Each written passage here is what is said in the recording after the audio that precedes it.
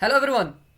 नमस्ते, सत श्री अकाल, आदाब। कैसे हैं जनाब? उम्मीद कर रहा हूँ आप सभी जहाँ कहीं भी होंगे बहुत अच्छी होंगे। जनाब, आज हम लोग टोटल 3 से 4 चीज़ों के बारे में बात करने वाले हैं। सबसे पहले एग्जाम फॉर्म। भैया मैं कैसे फिल करूँ, या फिर आपने फिल कर दिया है लेकिन भैया मेरी ये गलती हो गई है, वो उसको मैं कैसे सुधारूँ। भैया मुझे ये समझ में नहीं आ रहा है एग्जाम फॉर्म में कि जो टोटल मार्क्स है वो हमको 1200 भरने हैं या 600 भरने हैं। भैया जो एग्जाम फॉर्म में हमारे सब्जेक्ट्स है वो सब लिस्ट वाइज आ रहे हैं, लेकिन उनमें मुझे ये क्लियर नहीं हो रहा कि मुझे प्रैक्टिकल वाला कौन सा फिल करना है। या फिर अगर आपका ये डाउट है कि भैया मेरा जो को करिकुलर वाला है वो ऑप्शन में आ ही नहीं रहा है, राइट। दूसरी चीज है, मान लीजिए अगर आपने एग्जाम फॉर्म को सबमिट कर दिया और आपका गलत फिल हो गया है और आपने सबमिट कर दिया है। केस क्या है कि अगर आपने एग्जाम फॉर्म जो है सबमिट कर दिया, वो भी गलत सबमिट कर दिया है, आपका प्रिंट आउट आ गया है, फॉर्म नंबर भी आपको इश्यू हो गया है, तो इस केस में आपको क्या करना है।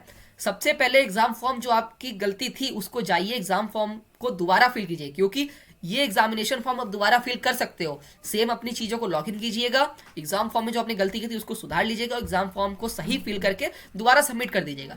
जब आप इन केस में दोबारा सबमिट कर दोगे तो आपको क्या होगा, एग्जामिनेशन फॉर्म फिर से डाउनलोड हो जाएगा। और बस अंतर क्या होगा, जो प्रीवियस एग्जामिनेशन फॉर्म था और ये जो नया एग्जामिनेशन फॉर्म आया है, इन दोनों का आपको फॉर्म नंबर अलग मिलेगा। केस क्या है, फॉर्म नंबर आपको अलग मिलेगा, तो जो आपका सही फॉर्म नंबर वाला एग्जामिनेशन फॉर्म है उसको जाके अपने डीन ऑफिस में सबमिट कर दीजिएगा। चीज बैक पेपर, मुझे भैया बैक पेपर भरना है, लेकिन मुझे ये नहीं पता मैं बैक पेपर को कैसे फिल करूं। और बैक पेपर मान लीजिए मैंने फिल भी कर दिया, लेकिन मैंने फिल करने के बाद में मेरे पास एक डाउट आ रहा है कि यहाँ पे फीस मैंने सबमिट ही नहीं की है, मुझसे फीस सबमिट करने को कहा ही नहीं गया है, तो भैया मैं फीस कैसे सबमिट करूँ। तो आपके ये सारे डाउट के साथ साथ में एक और डाउट हो सकता है, भैया यूपी स्कॉलरशिप में मैंने अपना स्टेटस चेक कर लिया है और मेरा स्टेटस कुछ इस प्रकार शो हो रहा है, या फिर अलग अलग स्टेटस शो हो सकता है, तो भैया इस केस में मैं क्या करूँ।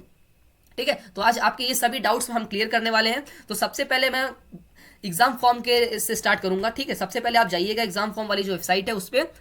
उसके बाद में आप रेगुलर, मैं बताऊंगा रेगुलर भरने के लिए सबसे पहले आप रेगुलर को चूज कर लीजिएगा अपना। रेगुलर के बाद में मैं बैक पेपर पे आऊंगा। ठीक है, रेगुलर अपना ये सारी चीज फिल करने के बाद में आप अपना ओपन कर लेंगे। ठीक है, तो आपका इस तरीके से ओपन हो जाएगा। सबसे पहले आप लोगों का डाउट ये हो सकता है कि भैया इसमें टोटल बता दीजिए मैं कितने मार्क्स फिल करूं। देखिए, इसमें जो आपको सेमेस्टर, पिछला जो सेमेस्टर था ना, वो टोटल 600 का था, तो 600 आपको फिल करना है और यहाँ पे जितने मार्क्स आपको ऑब्टेन हो उतने फिल कर दीजिएगा। पहला डाउट ये क्लियर हुआ। दूसरी चीज, भैया मुझे प्रैक्टिकल समझ में नहीं आ रहा है। देखिए, यहाँ पे जो सीरियल वाइज प्रैक्टिकल होगा आपको वही चूज करना है। मान लीजिए आप फिजिक्स से हो और फिजिक्स मैथमेटिक्स, तो यहाँ पे आपका इलेक्ट्रॉनिक्स फिजिक्स का होगा, न्यूक्लियर फिजिक्स का होगा। ठीक है, ठीक है, और तीसरा पेपर आपका प्रैक्टिकल का होगा, तो थर्ड प्रैक्टिकल को आप चूज करना है। ठीक है, इसी तरीके से आप बायोलॉजी वाले होंगे तो आपको बायोलॉजी वाला सीरियल वाइज ही चूज करना है, इसमें किसी प्रकार का कोई डाउट नहीं होना चाहिए, राइट। तीसरी चीज, भैया मैं को करिकुलर मैं चूज कर रहा था, लेकिन को करिकुलर मेरा सब्जेक्ट वहां पे आ ही नहीं रहा है। तो अगर आपका सब्जेक्ट आ नहीं रहा है तो आपको सिंपल एक काम करना है, ये जो मेल आईडी दे रखी है इस पे मेल कीजिएगा। ठीक है, और दूसरी चीज, या फिर इस पे कॉल कर लीजिएगा। अगर कॉल उठा लेते हैं तो ठीक है, उनको बता दीजिएगा, वो एडअप कर देंगे, अदरवाइज आप इसको मेल कर दीजिएगा। ये आपकी तीन चीजें क्लियर हो गई। चौथी चीज, भैया मैं बैक पेपर कैसे फिल करूं। देखो, बैक पेपर के लिए सिंपल, यहां से जाइए बैक पे यूजी चूज कीजिएगा। अपना जो कोर्स है, मान लीजिए मुझे semester BCom honour semester third में भरना है, या फिर बीएससी, मान लीजिए मुझे बीएससी सेमेस्टर थर्ड का बैक देना है। ठीक है, कॉलेज अपना चूज कर लीजिए, लखनऊ यूनिवर्सिटी कैंपस, अपना स्टूडेंट आईडी डाल दीजिए। ठीक है, और इसको सबमिट कर दीजिए। जिस तरीके से आपका बैक पेपर रहता है ना, उस तरीके से आपका बैक पेपर यहाँ से फिल हो जाएगा। उसके बाद में भैया, लेकिन मैंने बैक पेपर तो यहाँ पे सबमिट कर दिया है, लेकिन मुझे फीस सबमिट करने को नहीं कहा गया है, तो फीस जनाब आपको यहाँ पे आके सबमिट करना है। सबसे पहले स्टूडेंट कॉर्नर पे आइएगा, जो वेबसाइट है उसको ओपन करने के बाद में स्टूडेंट कॉर्नर पे आइएगा। उसके बाद में यहाँ पे ऑनलाइन फीस सबमिशन पे क्लिक कर दीजिएगा। ठीक है, आपके पास में इस तरीके का पोर्टल ओपन हो जाएगा। उसके बाद में यहाँ पे दो ऑप्शन देंगे, और यूडीआरसी वाला और ये online fees submission for other student. आपको अदर स्टूडेंट पे क्लिक करना है। उसके बाद में आपको दो ऑप्शन दिखेंगे, कोर्सेज फीस का और मिसलेनियस फीस का। आपको यहाँ पे मिसलेनियस फीस पे प्रोसीड करना है। यहाँ पे आपको मल्टीपल ऑप्शंस दिखेंगे। मल्टीपल ऑप्शन में सबसे पहले जो ऑप्शन है, miscellaneous fees for university and affiliated college student, इस पे प्रोसीड कीजिएगा। प्रोसीड करने के बाद में यहाँ पे फर्दर प्रोसीड करना होगा आपको। उसके बाद में अपना स्टूडेंट नेम, जो आपका स्टूडेंट नेम है वो चूज कीजिएगा। मोबाइल नंबर यहाँ पे अपना डाल दीजिएगा और ईमेल आईडी डाल दीजिएगा। आपका जो डिस्ट्रिक्ट है, जैसे मैं कुछ भी एक मान लीजिए आपको चूज करके दिखा रहा हूँ, मैंने ये डाल दिया है।